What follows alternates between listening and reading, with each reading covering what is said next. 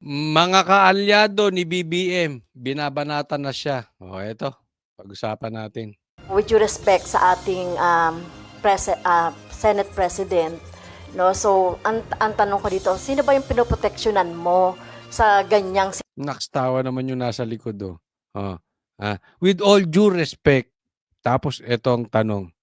Alam mo, Castro, tabihin ko sana Claire, magkamag-anak ba talaga kayo ni Claire? Medyo hawig kayo, medyo hawig. Kung kinulayan mo lang yung buhok mo, hawig kayo ni Claire. Tingnan nyo. Observe nyo itong mama na ito, ha. Tawa-tawa pa. Yung nasa gilid niya, yung nasa kaliwa ni Castro. With all due respect. president, no? So, ang tanong ko dito, sino ba yung pinoproteksyonan mo sa ganyang sinasabi mo? Taong bayan ba? Tawa-tawa pa, nakakaloko. O si Sara Duterte? Nako. Ayan, ha. Chis Escudero, hindi na nahiya, binabanatan ka ng ganitong pagmumukha, hindi niya ata alam ang ganda-ganda ng asawa mo. Tapos yan lang ang babanat sa'yo, pambihira. Ay, nakakahiya, pambihira. Sige. Hindi, alam nyo kung bakit? Hindi sa pinagtatanggol ko si Chis Escudero, ha. Pero ang layo naman ng kalidad nitong si Castro sa kanya. Tapos babanatan siya. Alam mo yung parang isang tao hinamon si Michael Jordan ng one-on-one, binabanatan pa siya, mas magaling siya. Anyway, parang walang K. Yun lang dating sa akin, Castro. Wala kang K. So yung Castro mo ay hindi KC. Anyway, ang tanong niya, sino ba pinoprotektahan mo? Yung taong bayan o si Sara Duterte? Ako sasagot. Sa tingin ko, ang pinoprotektahan ni Cheese, sarili niya. Remember this, tumatakbo itong Senate President. Tatlo sila tumatakbo, nagpaparamdam maging Senate President. Si Cheese, si Tito Soto, at yung pangatlo magugulat kayo. Sino bang nagbanggit nito? Basta isang senador ang nagbanggit nito. Ano kasi na? Si Amy Marcos. Kapal ng mukha, no? Ang kapal ng mukha ni Amy. Pang-12 na nga lang siya, kung hindi pa siya dumikit sa Duterte, hindi siya mananalo. Tapos ngayon, gusto pa maging president, sinong gagamitin niya? Duterte pa rin. Bakit? Duterte Black eh. Sino ba ang naghahari ngayon sa Senado? Sino ba ang may numero ngayon sa Senado? Duterte Black. Chances are, kung saan papanig ang Duterte Black, yun ang magiging Senate President. Ginamit mo na ang Duterte, ginamit na ni Bongbong Marcos ang Duterte, hindi kayo mananalo parehas kung hindi kay BP Sara. Hindi kayo mananalo parehas kung hindi kay Tatay Digong. Tapos ngayon, pati pagiging Senate President mo, Duterte na naman ang gagamitin mo. Mahiya ka naman, Amy, sa mga pinaggagawa mo. Mabalik tayo kay Cheese. Sino pinagtatanggol ni Cheese? Sino pinoprotektahan niya? Sarili niya. Lahat yang mga yan, may agenda. Kunwari gusto, huwag na itigil ang impeachment, yung iba gusto Hindi po. Positioning yan for Senate President. Huwag kayong papabola sa mga yan. May agenda yung mga yan. Okay? So, nasagot. Di ba? Pero sa akin, siguro naman, kung si Amy lang din, I think it would be better kung si Cheese o si Tito Soto na lang. At least lantad. Ako ay, ayoko yung naglalaro sa gitna. At least lantad. O si Sara Duterte? Kinundena ng mga nagrereklamo at endorser ng impeachment complaint ang patuloy na pagkakaantala ng impeachment trial ni Vice President Sara Duterte. Naniniwala ang Makabayan Bloc lawmakers. Ito sinabi ko kanina sa SMNI, sa programa namin ng Banateros dyan. Mag-iingat tayo doon sa mga taong wala ng point of return. Kasi yan ang tumutodo. Dahil nararamdaman natin nagkaka-shifting in power. Yung mga balimbing, babalik yan sa Duterte ulit. Isa-isa yang babalik ulit sa Duterte. Okay? Pero yung mga nabaon na, the likes of Claire Castro, ito sino to? Itong sabi ng korte na child abuser. Convicted siya. Ano ba to? Franz Castro. Franz Castro. Si Korte nagsabi nun na convicted child abuser. Franz Castro, si Torre, si Tamba, yan yung mga hindi na makakabalik sa Duterte. So anong gagawin yan? They are very dangerous. They could be a loose cannon. Babakbak yan dire-diretso. Kasi wala eh. Wala na silang pupuntahan. They will all do their best hindi makaupo ang Duterte. Kaya nga kahit kainin nila yung suka nila, sila, kakainin nila para lang magsama-sama silang hindi makaupo ang Duterte. Because they know Sara is getting stronger and stronger and stronger in ally. Endorsers sa ikalawang impeachment complaint at kabilang din sa mga lumagda sa articles of impeachment na inihain. Nagdadahilan na lang ang Senado para mabinbin ang proseso ng impeachment. Tanong tuloy nila, sino ba ang pinoprotektahan? Si VP Sara, ang pansariling interes o ang taong bayan? Well, something fishy. No? Huwag ka na nag-i-English, Franz Castro. Hindi talaga bagay sa'yo. Alam mo, may mga tao na kahit... eto kasi alam naman natin yung mga kongresista o mga dating naging kongresista na natalo. Talaga namang magagarang bag na ano. Alam mo, kahit pagsuotin ka ng magagarang bag at magdamit ka ng magagarang damit, mga signature, kahit mag-Rolex ka pa, at kahit na magpabango ka ng mababangong signature perfume, at kahit ikaw ay bumaba sa Ferrari, at mag-i-English ka, yang ganyan mo, you cannot buy class. Kung ang pagiging class ay isang class, you're out of class. So, wag mo nang pilitin. Wag ka na mag-English. Yung mga, with all due respect, something fishy, hindi. Alam mo saan ka bagay? Totoo lang. I mean, I'm not insulting you. Sa bundok. Sa bundok ka at bagay. Doon, marami kang makakausap na bata. Marami kang mabibitbit doon. Pero yung mga paganyan-ganyan, hindi. Todo mo na yan kasi talo ka eh. Di ba?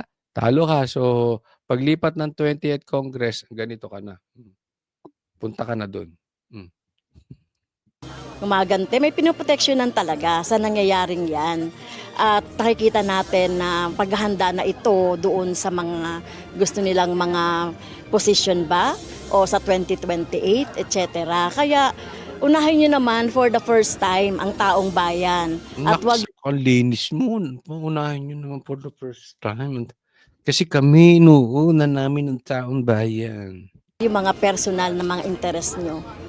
Giit din ng mga ito, pangunahing hadlang sa impeachment proceedings si Pangulong Ferdinand Marcos Jr. Sa gitna ito ng pahayag sa publiko ni PBBM na ayaw niya sa isinusulong na impeachment laban kay VP Sara. Para sa mga senador at sa presidente na humaharang sa impeachment trial, Naksig, isa ka pa naman!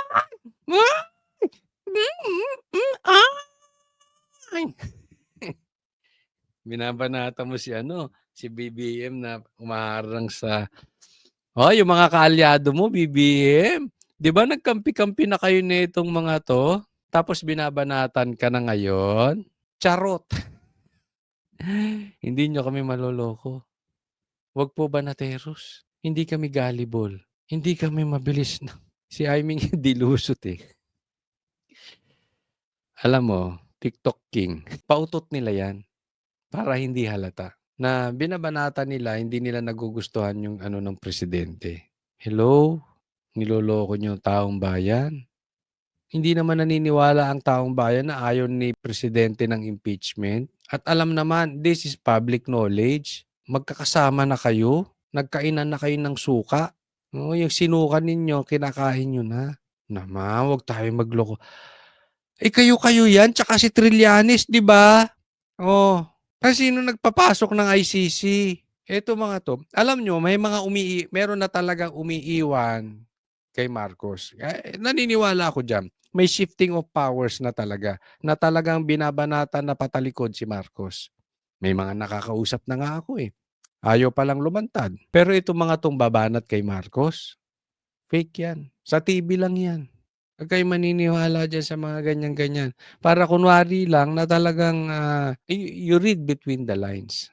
pa-effect lang nila yan na kunwari wala talagang kamay si BBM sa impeachment ni Sara. Maliit na bagay lang ba ang 612.5 million na Maliit! Yung 612 million ba yon na confidential funds? Bilyon ng confidential funds ni Marcos. Tanga ka ba? Hindi mo alam? Hindi kita minumura. Ang tanga is stupid. Are you stupid? Raul Manuel, hindi mo alam? Mas malaki ang confidential funds ni presidente nyo? Huwag nyo nga niloloko yung tao na kunwari binabanatan nyo pa si Marcos. confidential funds? Nasanay na ba sila sa korupsyon? Kaya parang wala lang sa kanila ang maraming lumabas na ebidensya ng paglustay ng impeached Vice President sa pera ng bayan. Si Akbayan Party List Representative Percy Sandanya naman may patutsada rin kay Senate President Francis Escudero. Kasunod ito ng pagpapaliban sa presentation ng Articles of Impeachment mula June 2 sa June. Mga akbayan ang iingay, no? Hoy, Aimee, ikaw failure. You are a failure, Aimee. Hindi mo pa rin ma-call out yung kapatid mo sa kapalpakan niya. Yan sa pagtanggi niya na i-rehab. Wala ka, Aimee. Ginamit nyo lang ang Duterte na naman. 11. The public wants a trial. Even the impeached Vice President herself has signaled a willingness para harapin ito. So anong pumipigil sa Senado? Natatakot ba ang liderato kay Sara? Every day of delay sends the message that the Senate leadership is either afraid of Vice President Sara Duterte or worse, actively protecting her. Di mo alam kung anong katotohanan? Kaya nga ang tanong natin, natatakot ba kayo kay Sara Duterte o pinoprotektahan niyo siya? 3 beses mo nang inulit yung tanong mo, paulit-ulit ka, ulit-ulit. Isa pa, ulitin mo ulit. Isa pa. Tugon naman ni Senate President Escudero. Ginagawa namin kung ano ang trabaho namin. Yung mga ganyang uri ng komentaryo at pain, at yung mga ganyang uri ng komentaryo, klaro nang gagaling sa kampo na tutol kay VP Sara at pabor sa impeachment. Samantala, kinontra naman ni human rights lawyer, Bayan Muna Chairperson Nery Colmenares ang Yan posisyon naman sila human rights. ni Senator Francis Tolentino na hindi maaaring tumawid sa 20th Congress ang impeachment trial ni VP Duterte. They're not passing a law here. They're actually holding in trial the unimpeachment official. That's the Tatango pa yung nasa kaliwa niyan. Tama raw. Tango. Ship. first. Kaya hindi mo pwedeng gamitin yung rules ng legislative process nyo doon sa impeachment. Sige lang ang tango nung isa eh. Patuloy ang pagkilos ng mga grupong ito upang kalampagin ang Senado na ipagpatuloy ang impeachment proceedings laban kay VP Sara. Rosa Licoz, UNTV News and Rescue. Alam mo, nagiging usapin nila dito kasi hindi po matatapos yung impeachment talaga. Tapos, magtatapos na po yung 19th Congress. So, magpapalit na ng mga kongresista, magpapalit na rin yung 12 senador. No? So, ang ano ba dito, yung constitutionality ng from 19th Congress na impeachment, pwede bang ituloy sa 20th Congress? May nagsasabi hindi ito pwedeng matuloy. May nagsasabi pwede itong matuloy. No? Anong stand mo diyan, Coach Oli? Parehas ako na stand ni VP Sara. Anong stand ni VP Sara? I want bloodbath. Doon ako. Naniniwala ako hindi matatalo si VP Sara sa impeachment na yan. Hindi siya makukonvict.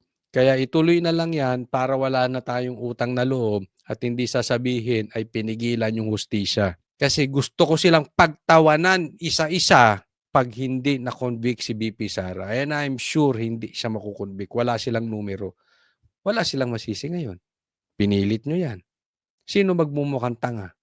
Itong mga to.